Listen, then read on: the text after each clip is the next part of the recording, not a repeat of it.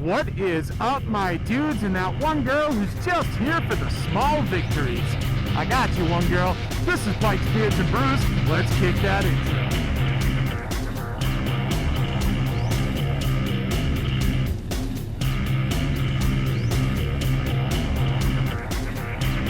Hey guys, welcome back to the channel. Before we kick this one off, make sure you like, comment, subscribe, hit that bell notification. New videos are coming weekly. You ring that bell, you know when they drop. Let's get the other stuff out of the way. Want to save 10% on a Cardo communicator, or save somebody on some Beyond Riders gear, or on some Hogworks gear? Then you should definitely check my referral links down below. Want to support me and all my do-gooderness like these cool guys here? Boom! You should become part of the Brew Crew and join the coffee page down below. Want to wear a mask for money? Well, next to those 10,000 Amazon affiliate links that also go to a good cause is a link explaining what I do with your money. Get it, got it, cool, let's move on. Alright guys, so today it's just going to be kind of a quick one. I feel like I've had some breakthroughs with my DJI Action 5 Osmo Pro, whatever. This is a very long, cumbersome name. DJI, let's streamline this. The DJI Osmo Action 5 Pro cameras. So for those of you not aware, I have mentioned in other videos, I did upgrade my video this year. Maybe it's an upgrade, haven't fully decided yet.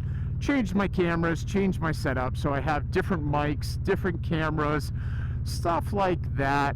And honestly, I've been having a hell of a time getting these Action 5s dialed in to how I want my video to look and my sound to be.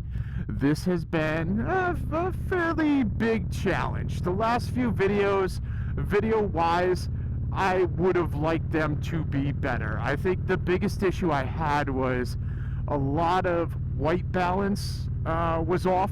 So anything that was really bright would just be bleached out, and that's not acceptable today.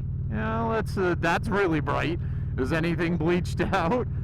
So yes, if you're watching this video, that means I have a few small victories that I am excited about.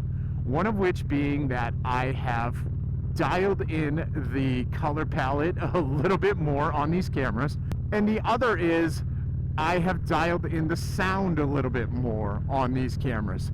So here's something I have been learning about the Osmo Action 5s.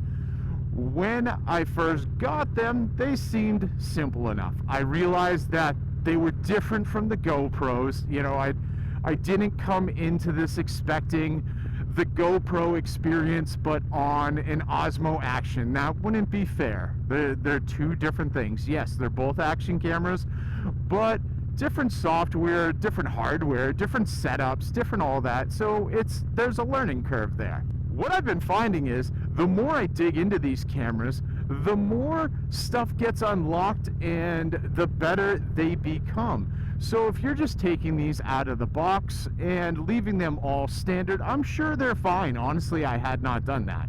I looked up a couple different motovloggers who wanted to share their settings on how they run the cameras.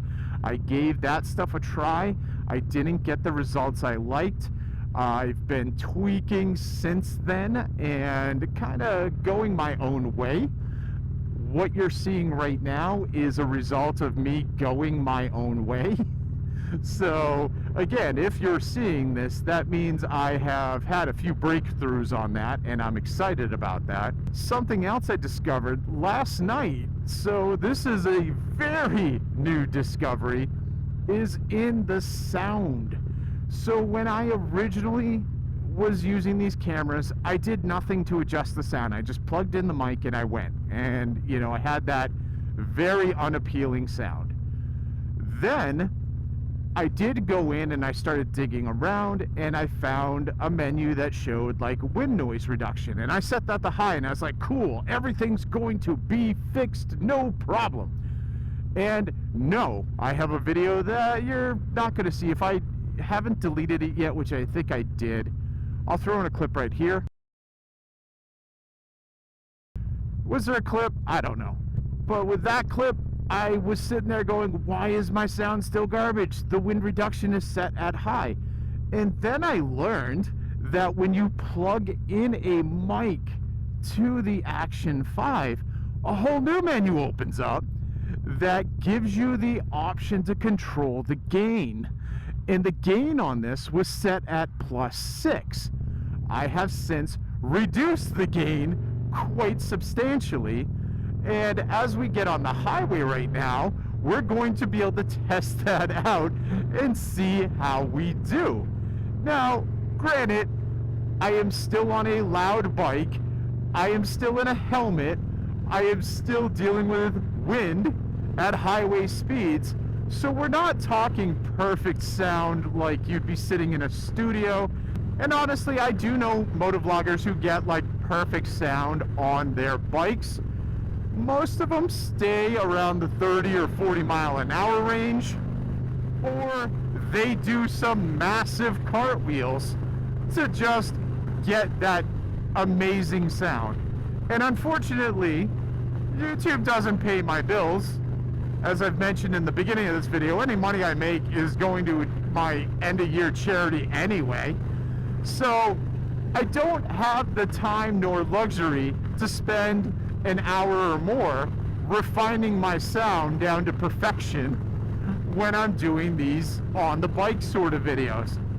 So I hope that my audience has a little bit of tolerance for any sort of buzz or wind or, things like that. Anyway, we're at 70. We got 18-wheelers, we got traffic. Let's get a little faster here. I'm trying to keep talking so you can actually hear how things are sounding as I speed up and as I'm riding on the highway.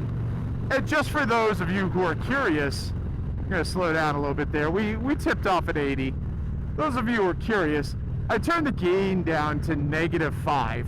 And obviously, if there's still a lot of buzz or it still sounds really bad, I'm going to go in and I'm going to adjust that gain some more.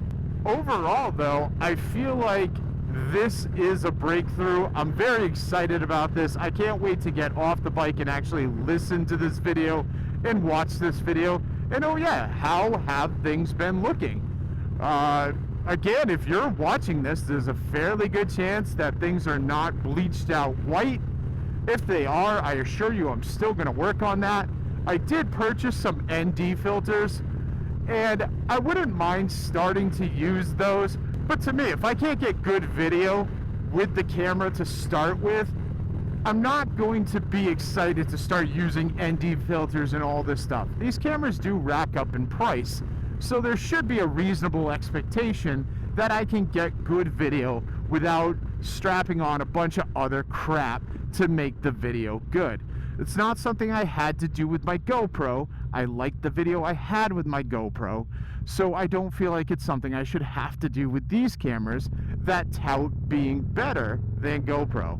One of the issues I have found with this camera, that GoPro just smokes it all damn day, and I don't understand how newer camera companies can't figure this out, because GoPro's been doing it for like over a decade easy.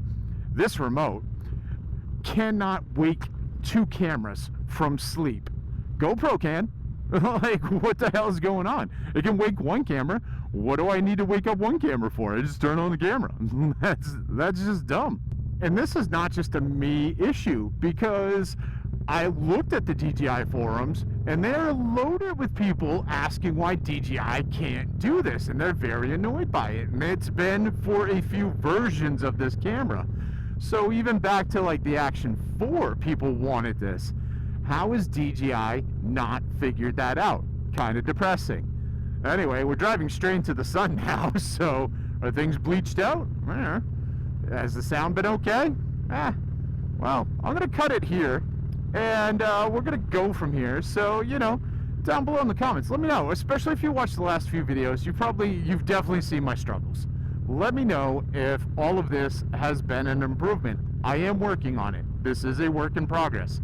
I want to give a pretty good product to you guys. But yeah, aside from that, don't forget to like, comment, subscribe, hit that bell notification, share this video with friends, share it with family, share it with that one video audio snob you know that is just going to poop all over this video. He loves doing this stuff. Trust me. I'll see y'all on the flip side.